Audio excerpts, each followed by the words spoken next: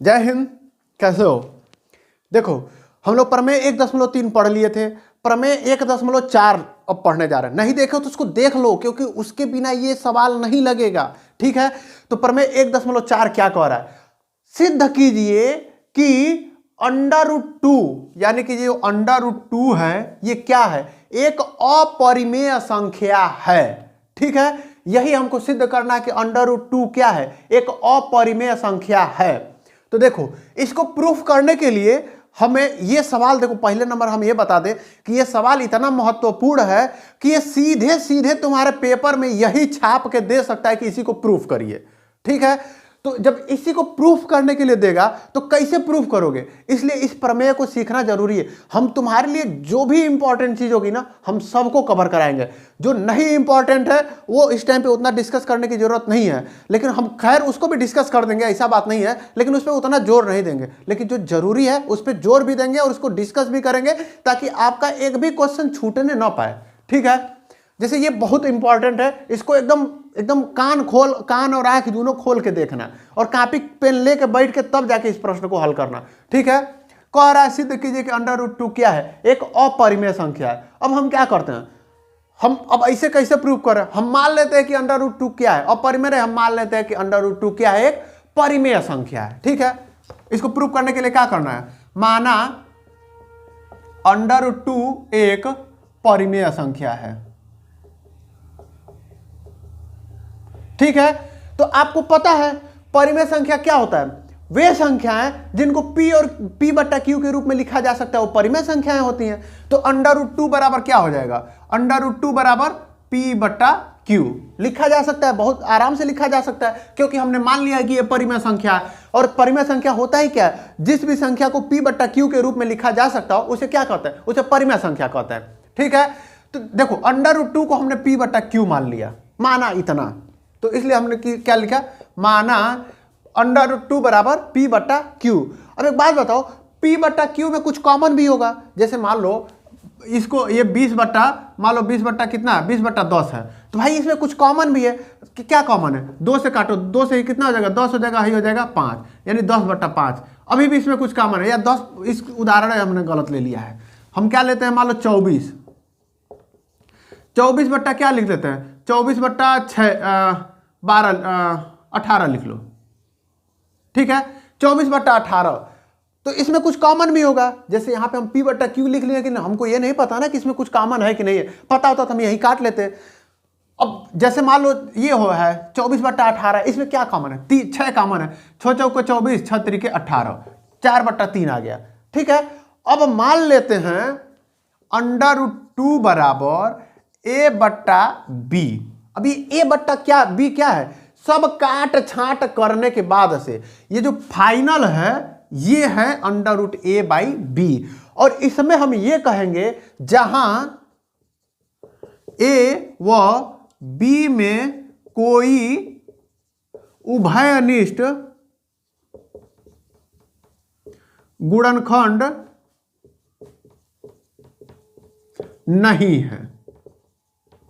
ठीक है, हम यहां यह कह रहे हैं कि a और b में कोई उभयनिष्ठ गुणनखंड नहीं है। जैसे ये 24/18 था, इसमें कुछ गुणनखंड थे, हमने सबको काट दिया, गुणनखंड को ऊपर नीचे काट दिया। अब हमारे पास 4/3 बच गया। इसमें कोई गुणनखंड उभयनिष्ठ है? नहीं। इसका गुणनखंड 2 × 2 होता है, इसका गुणनखंड 3 होता है। दोनों में कुछ उभयनिष्ठ है? नहीं। इनका मौसक कितना होगा? 1 होगा। तो हम मान लेते हैं a और b का भी मौसक क्या है? 1 है, यानी कि a और b में कोई उभयनिष्ठ नहीं है। अब इसको किसी भी संख्या से ऊपर नीचे काटा नहीं जा सकता है।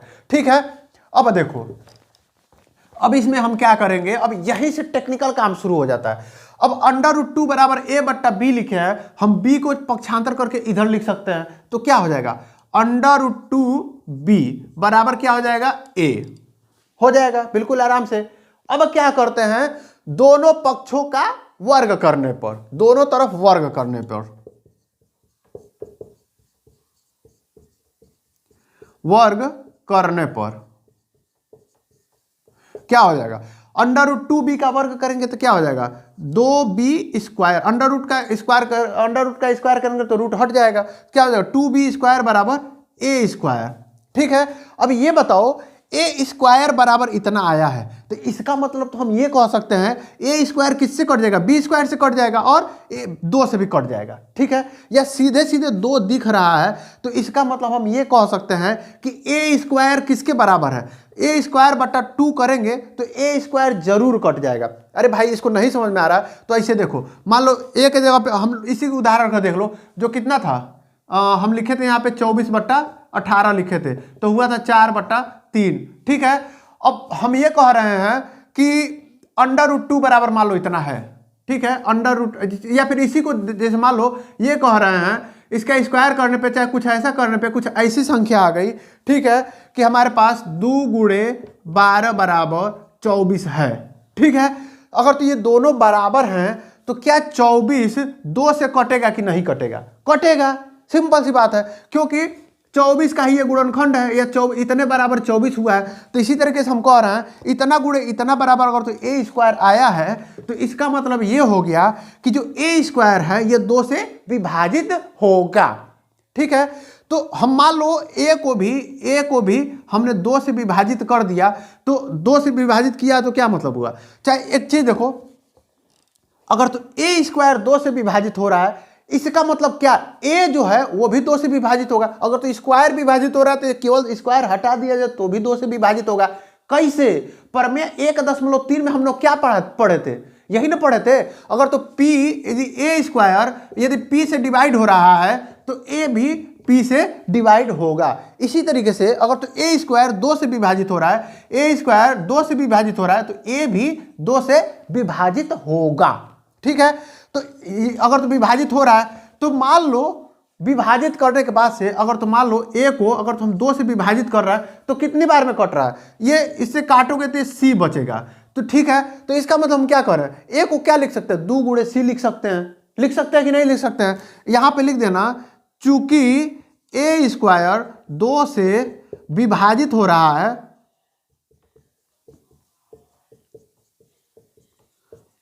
अतः ए भी 2 से विभाजित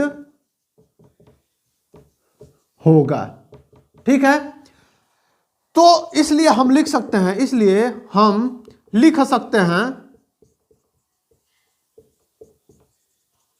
अरे जैसे मान लो 20 है, 20 को हम लोग क्या लिख सकते हैं, 20 बराबर 2 × 2 × 5 लिख सकते हैं ना, ठीक है। तो ये 2 से विभाजित हो रहा है, हम इन दोनों को c मान लेते हैं, तो इसको क्या लिख सकते हैं, 2 × c नहीं लिख सकते हैं, इसको हमने 2 से विभाजित कर रहे तो 2 यही रहने दो, जिससे जो और बाकी जो बच रहा है सबको c मान लो, ठीक है। तो यही काम हमने यहाँ किया है। ये 2 से विभाजित हो रहा है तो 2 तो हम लिख लेंगे, अब बाकी क्या लिख देंगे, c लिख देंगे। तो क्या लिख सकते हैं, इसलिए हम लिख सकते हैं क्या, a बराबर 2c, ठीक है। 2 से विभाजित हो रहा है तो 2 तो लिख लो, अब बाकी जो भी बच रहा है उसको c लिख लो। तो अब a बराबर 2c हो गया, तो a स्क्वायर को हम क्या लिख सकते हैं, अब यहाँ पे हम थोड़ा सा मिटा दे रहे हैं, आप लोग लिख लिए होंगे, नहीं लिखे होगा तो पीछे कर लो, लिख लो। देखो इसको क्या हम लोग लिख सकते हैं, ये जो यहाँ पे जो a स्क्वायर है, पहले 2b स्क्वायर बराबर a के जगह पे हम लोग क्या लिख सकते हैं, a के जगह पे हम लोग 2c लिख लें, 2c, ठीक है। और चूंकि यहाँ स्क्वायर है तो इसका भी स्क्वायर करना पड़ेगा, तो क्या हो जाएगा, 2b स्क्वायर बराबर 2 दूनी 4c स्क्वायर, ठीक है। ये हो सकता है, अब 2 से काटो, 2 बार में कटेगा, तो क्या हो जाएगा, b स्क्वायर बराबर 2c स्क्वायर।